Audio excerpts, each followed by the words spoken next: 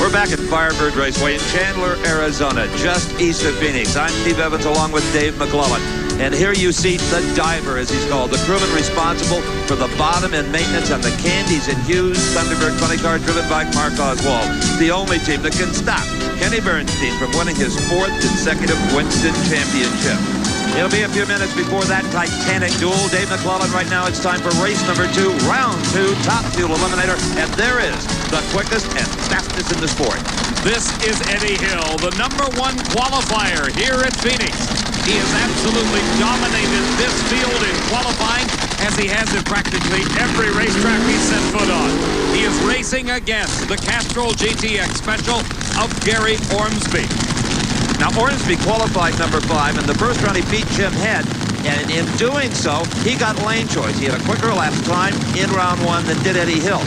Eddie Hill has won 3 NHRA national championship events in his career, and they have all come this season. One he will never forget. He has the fastest speed ever at 288 miles per hour, the quickest elapsed time ever, as we told you, from Houston 2 weeks ago at 493. Boy, what a yellow machine that is. The 2 crewmen for Eddie Hill bracketing the cockpit of the car as they walk back. They keep a close eye on that engine, making sure that no leakage starts. Nothing to prevent Eddie Hill from tackling Gary Ormsby in this second round race at the Fall Nationals. Ormsby qualified, as Steve said, in the number 5 spot, and in doing so, with his victory over Jim Head, selected the lane the furthest from the camera. He had the choice over Eddie Hill, who, as the #1 qualifier, raced in the first round the number 9 qualifier, which turned out to be the other 4-second car in the world, Mr. Gene Snow out of Fort Worth, Texas. As we look at that first round race once again, Eddie Hill smoked the tires right off the starting line, and for Gene Snow, disaster struck for the second time this weekend. Afterwards, Steve took a look. That engine block was completely destroyed. It is not repairable. It happened in Gene Snow's final qualifying run yesterday. You saw what happened in round number 1 here today. Another engine explosion, and Gene, this one almost as bad. Yeah, well, the thing is, we really don't know what's causing it. We've lost, maybe half a dozen engines in the last couple of months. We're still looking for the problem. Some so-called experts say, well, it's the big high gear that's doing it. I don't think so. I think I've got my fuel delivery problem a little bit messed up right now. The car's got an awful, a lot of horsepower, but we're pushing it too hard. We're going to have to back off a little bit. Well, I tell you, your old friend Raymond Beadle had a slogan, and you know what I mean. Yeah, the old deal, like if the money hold out, the luck will come. It's getting close. Okay, thanks, Gene. All right. An extremely expensive weekend for Gene Snow. For Eddie Hill, already he's got the track record in his pocket. That is the 5:06 recorded in qualifying. Now in round number 2, he confronts Gary Ormsby. Ormsby with the lane choice in the far lane of the racetrack. Eddie Hill nearest the camera. Ormsby smokes the tires. And Eddie Hill with the quickest elapsed time of eliminations thus far of 5.11.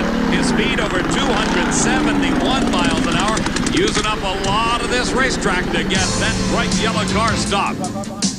As we look again, Hill and Ormsby were close at the 16th mile. Then Ormsby started smoking the tires. Hill advanced on for the all-important win, putting him into the semifinals.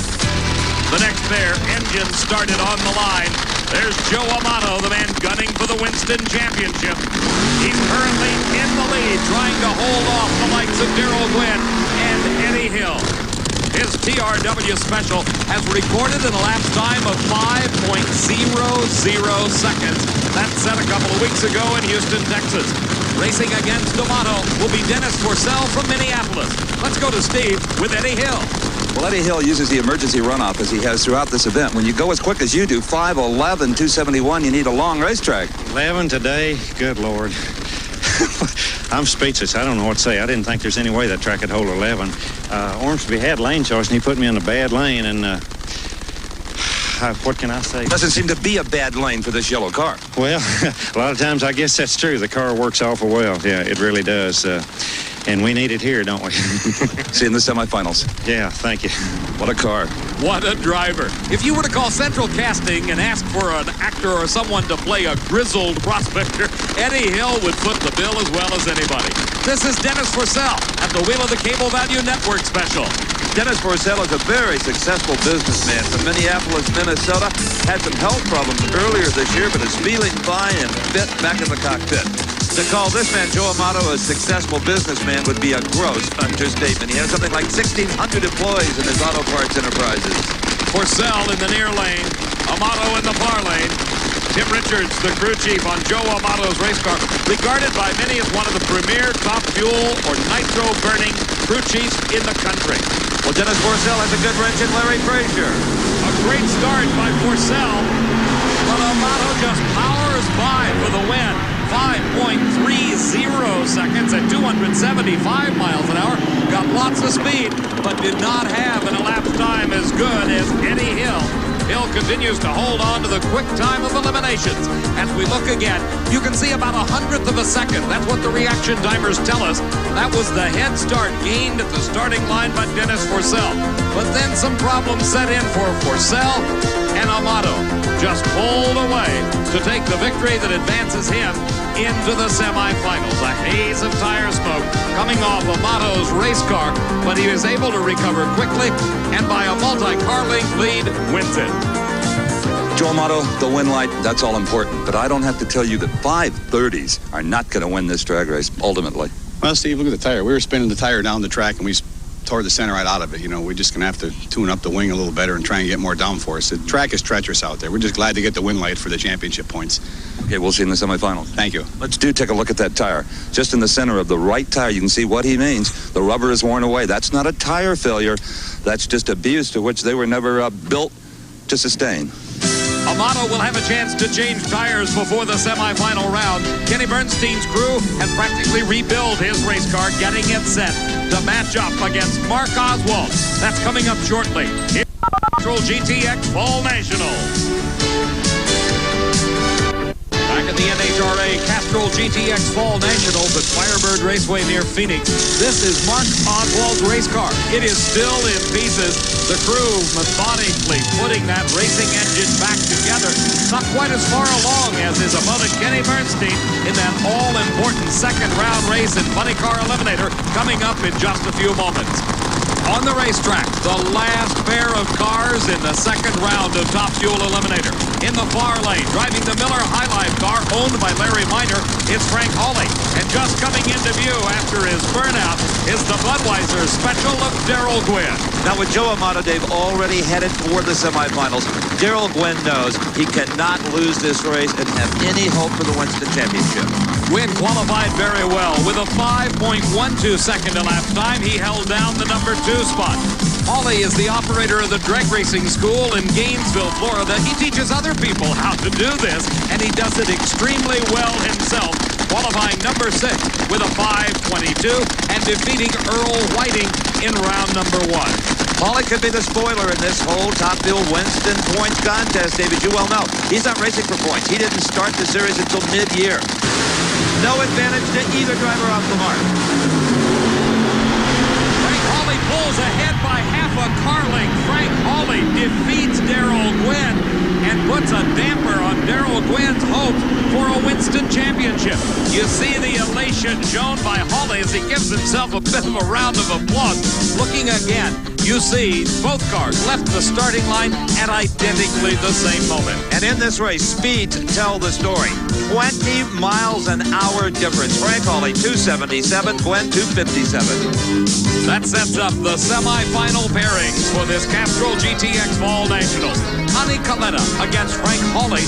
Frank has the choice of lanes by virtue of the quicker elapsed time in round number 2. Eddie Hill goes off against Joe Amato, with Hill having the lane choice. Let's go to Steve with Frank Hawley. Joe Amato is down here watching with us, and I guarantee that you are on his A party list after that one. Well, I know. He needs it. Darrell's been giving him such a fight. In fact, at the first of the year, I actually picked Darrell to win the World Championship. And it's been a heck of a season. And, you know, I hate to be the spoiler for Darrell, but we're all pretty good friends, and I think Joe needs a break, too. All right, see you in the semis. And that man will be going for the Winston Championship the full season next year. Frank Hawley. Steve Darrell Gwynn looking a bit dejected in defeat. He has won 5 national event titles this season and at the moment resides in second place in the Winston Championship. On the starting line, doing their burnouts, the 2 funny cars that kick off round number 2 action. It is Art Hendy against Chuck Etchell. And Dave, I'm sure both of these drivers feel very fortunate to be here in round number 2. Earlier today, in round number 1, Chuck Etchell's machine in the near lane from New England went up against one of the toughest customers in all of funny car drag racing, that being Ed the Ace McCulloch. Remember, he was a low qualifier just 2 weeks ago at the Super Nationals. Here was that race. Etchell's was in the near lane, McCulloch in the far lane. McCulloch had a tremendous advantage on paper based on qualifying the last time. Suddenly, the power went away in McCulloch's Oldsmobile. The blower belt had come off, and he helplessly sat strapped in that car as Etchell smokes the tires. If Etchell's thought he was lucky, the man he races in round number 2, Art Hendy, has to think he's got a corner on the market. He raced Dale Poldy in round number 1, and it was a match of the number 6 qualifier, Poldy, against the number 14 qualifier, Hendy.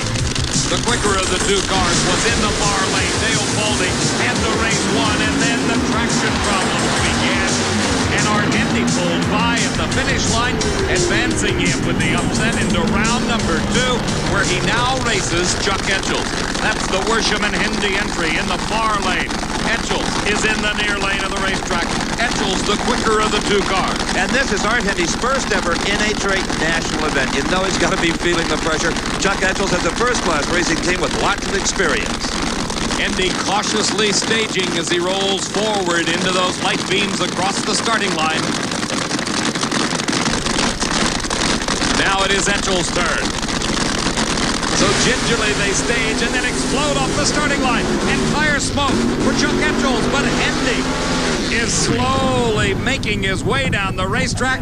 Chuck Etchell advances to the semifinals of Funny Car Eliminator.